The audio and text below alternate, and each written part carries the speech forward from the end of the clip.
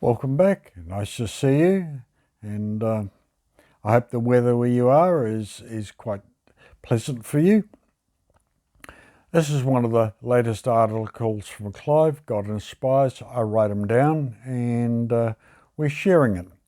And this one's quite thought-provoking, and do enjoy. It's called Vows.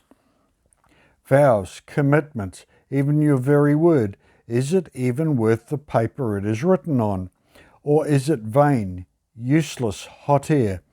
Do we live and breathe the gospel? Are we of value or worthless in words, deeds, and being? 2 Timothy 3:5, having a form of godliness, but denying the power thereof, from such turn away. Quote, at times, peace offerings were vow offerings. For one reason or another, perhaps because of some special blessing expected, desired, an offerer would make a vow to the Lord. He might vow himself to the Lord, or his wife or his children, a cattle, a house, lands. And that's from Leviticus chapter 27.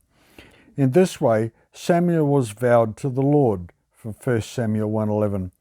In the case of a person, a vow could ordinarily be redeemed or brought back at a fixed value adjusted by the priest in the case of the very poor, from Leviticus 27, 1-8. If the vow concerned one of a beast suitable for sacrifice, it could not be redeemed. If a man attempted to exchange it for another beast, then both beasts were offered, and that's from verses 9 and 10. In the case of an unclean beast, not being of the family of sheep and goats and cows like a donkey, a horse, or a deer, the priest was to evaluate it. It could be redeemed by adding 1/5 of the estimated value, and that's from verses 11 to 13. It was a clearly stated principle that nothing already belonging to God could be vowed.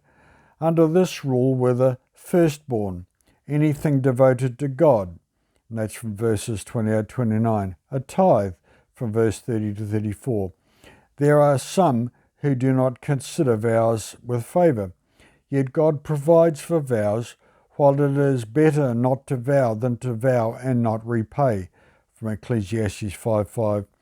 At times vows are in order and acceptable to God.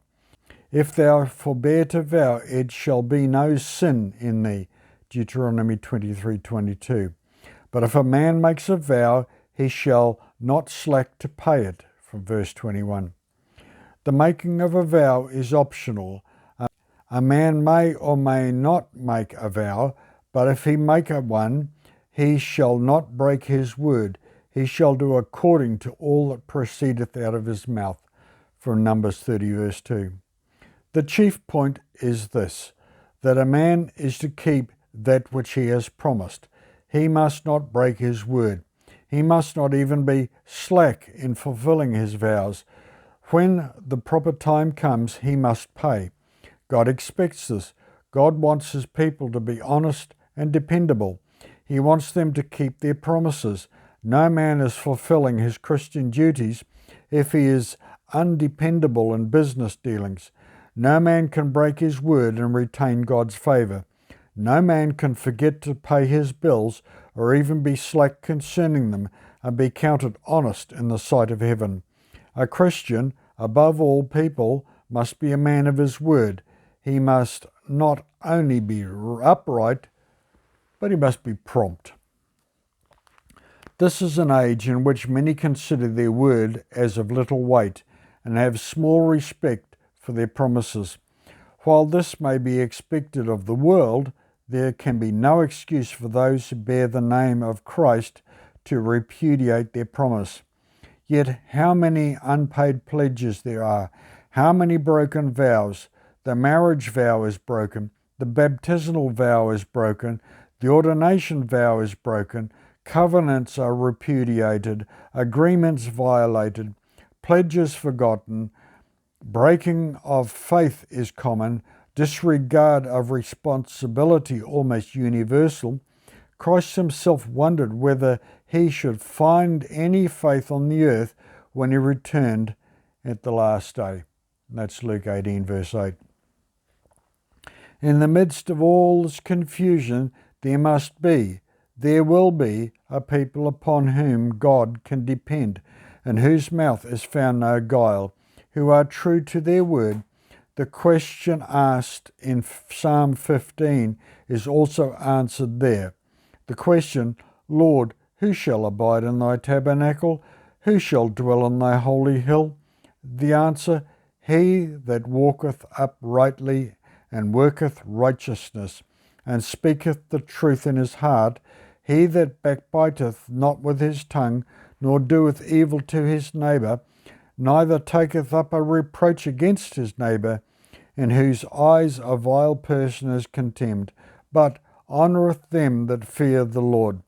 He that sweareth to his own hurt, and changeth not, he that putteth not out his money to usury, nor taketh reward against the innocent, he that doeth all these things shall never be moved.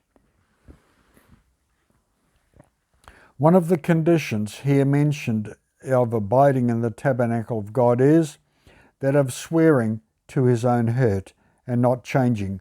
A man may agree to sell or to buy some property, and after the agreement is made, receive a more favourable offer. Will he stand by his bargain, even at a loss to himself? He will, if he's a Christian. Regard for one's word is a crying need. Nations need it, lest their agreements become meaningless. Businesses need it, lest confusion and disaster result. Individuals need it, lest faith perish from the earth. Above all, Christians need it, lest men lose their vision and hope and despair grip mankind. This is the supreme hour, the opportunity of the church. The world is due a demonstration, and there is a people who remain faithful and in a faithless generation, who have no respect for their own word as well as for God's, but who are true to faith once delivered to the saints. The manifestation of the sons of God is overdue. From Romans 8:19. This revelation of the sons of God is not only the earnest expectation of the creature, but the whole creation groaneth and travaileth in pain together for it. Verse 22. And this manifestation will reveal a people who have the seal of God's approval. They keep the commandments, they have the faith of Jesus, their word is yea, yea, and nay, nay. They are without fault even before the throne of God. From Revelation 14:12 and verse 5 and James 5:12. And that is quoted from the Sanctuary Service by M.L. Andreasen, page 119 to page 122. Quote, the greatest want of the world is the want of men who will not be bought and sold, men who in their innermost souls are true and honest, men who do not fear to call sin by its right name, men whose conscience is as true to duty as the needle is to the pole, men who will stand for the right though the heavens fall. From CM 54. Is your word trustworthy, or is it faulty and deceptive? Let our word be sure, pure, and true, and our vows worthy, and we will fulfill all that we promise to perform in a timely manner every single time. Then, is your vow to serve God still valid? Is it still pure and true? Matthew 5:37. But let your communication be yea, yea, and nay, nay. For whatsoever is more than these comes from evil.